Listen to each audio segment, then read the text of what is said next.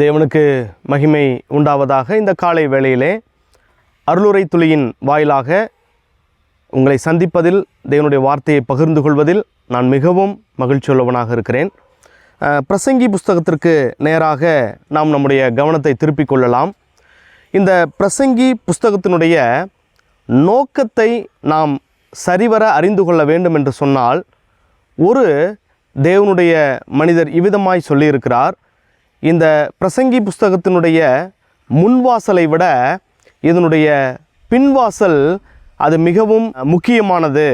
அதாவது இந்த புத்தகத்தை தேவன் நமக்கு கொடுத்திருப்பதனுடைய நோக்கத்தை நாம் அறிவதற்கு இதனுடைய பின்வாசல் அது மிகவும் வசதியானதாக இருக்கிறது என்று ஒருவர் அருமையாக சொன்னார்.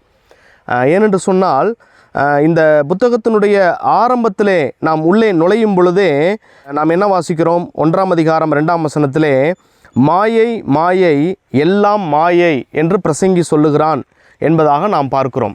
தொடர்ச்சியாக நாம் அந்த 1ஆம் அதிகாரம் 2ஆம் அதிகாரம் இப்படி தொடர்ச்சியாக நாம் படித்து கொண்டே இருப்போம் என்று சொன்னால், அதிலே சாலமோன் தன்னுடைய வாழ்க்கையிலே அனுபவிக்காதது எதுவுமே இல்லை என்று சொல்லக்கூடிய நிலைமையிலே எல்லாவற்றையும் தன்னுடைய வாழ்க்கையிலே அவர் அனுபவித்ததை நாம் பார்க்க முடியும்.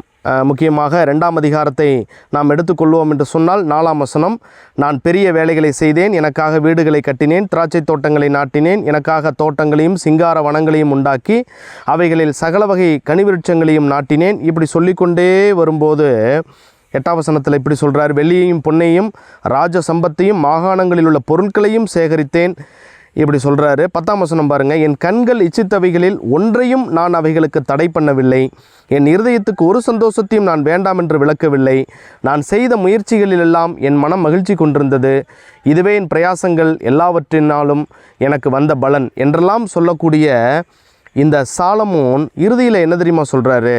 11ஆம் வசனம்: என் கைகள் செய்த சகல வேலைகளையும் நான் பட்ட எல்லா பிரயாசத்தையும் கண்ணோக்கி பார்த்தேன், இதோ எல்லாம் மாயையும் மனதுக்கு சஞ்சலமுமாயிருந்தது, சூரியனுக்கு கீழே பலன் ஒன்றும் இல்லை.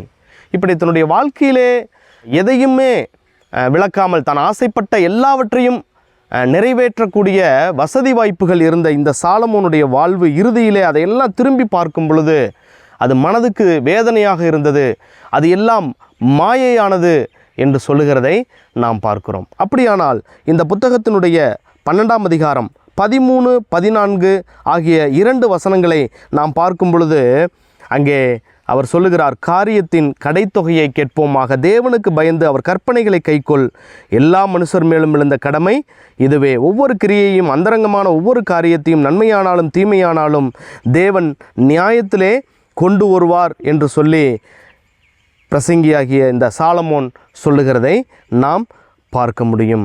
அதாவது தன்னுடைய வாழ்க்கையிலே மகிழ்ச்சியை எதை கொண்டெல்லாம் நிரப்பலாம், எதை கொண்டு தன்னுடைய வாழ்க்கையிலே மகிழ்ச்சி அடையலாம், சந்தோஷத்தை அடையலாம் என்று சொல்லி எதையோ கொண்டு நிரப்ப முயற்சி செய்த சாலமோன் தன்னுடைய வாழ்க்கையிலே ஒரு வெறுமையை அவர் உணர்ந்தார். இறுதியிலே அவர் ஒரு முடிவுக்கு வர்றாரு: தேவனுக்கு பயந்து அவருடைய கட்டளைகளை எல்லாம் கை கொள்ள வேண்டும், இதுதான் மனிதன் மீது விழுந்த கடமையாக இருக்கிறது. அது மாத்திரமல்ல, இந்த உலகத்திலே நாம் வாழக்கூடிய வாழ்க்கைக்கான கணக்கை தேவனிடத்திலே கொடுக்க வேண்டும் என்று சொல்லி அவர் புரிந்து கொண்டதை நாம் பார்க்க முடியும். எனவே அன்பான தேவனுடைய பிள்ளைகளாகிய நாம் நம்முடைய வாழ்க்கையிலே திருப்தி இருக்கிறதா?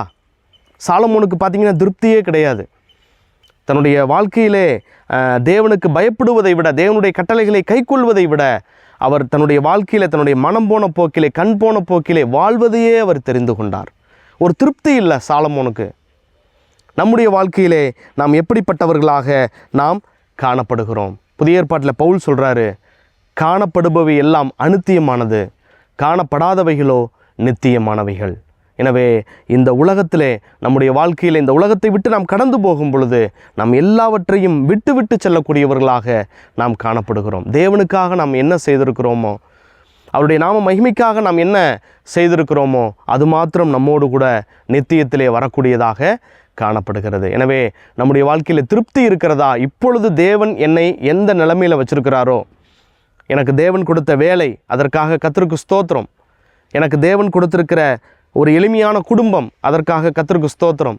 எனக்கு தேவன் கொடுத்திருக்கிற திருச்சபை, அதற்காக நான் கடவுளுக்கு நன்றி செலுத்துகிறேன் என்று சொல்லி தேவன் நம்மை வைத்திருக்கிற இடத்திலே, வைத்திருக்கிற நிலைமையிலே, அதில் பல குறைவுகள் இருக்கலாம், அதில் நம்ம விரும்பத்தகாத சில காரியங்கள் கூட இருக்கலாம். ஆனால் அதிலே நம்முடைய வாழ்க்கையில் ஒரு திருப்தி இருக்கிறதா? ஒரு முறை ஒரு பெண் இன்டர்வியூக்கு போனாங்க. அப்போது அந்த முதலாளி ஒரு பெரிய முதலாளி. உடனே அவர் அந்த பெண்ணை பார்த்து கேட்டாராம், சம்பளம் எவ்வளோமா எதிர்பார்க்குற அப்படின்னு கேட்ட பொழுது அந்த பெண் சொன்னாங்களாம், நான் ஒரு 20,000 ரூபாய் நான் எதிர்பார்க்குறேங்கய்யா அப்படின்னு சொன்ன உடனே இந்த முதலாளி சொன்னாராம், 20,000 ரூபா உனக்கு சம்பளம், வர 1ஆம் தேதியிலேருந்து ஜாயின் பண்ணிக்கிங்க அப்படின்ட்டு அந்த அறையை விட்டு வெளியே போயிட்டார். இந்த பெண்ணுக்கு இவர் 20,000 ரூபாய் நான் தருகிறேன் என்று சொன்ன உடனே சந்தோஷம் தாங்க முடியல.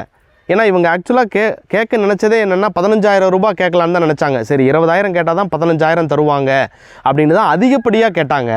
ஆனால் அதையே இந்த நல்ல முதலாளி தருவதாக அவர் சொன்ன உடனே இவங்களுக்கு ஒரு பெரிய சந்தோஷம்தான். உடனே வெளியே போன அந்த முதலாளி இந்த பெண்ணினுடைய சந்தோஷத்தை பார்க்க வேண்டும், என்ன சொல்கிறாங்கங்கிறத நான் கேட்கணும் அப்படிங்கிறதுக்காக ஒட்டு கேட்டாராம்.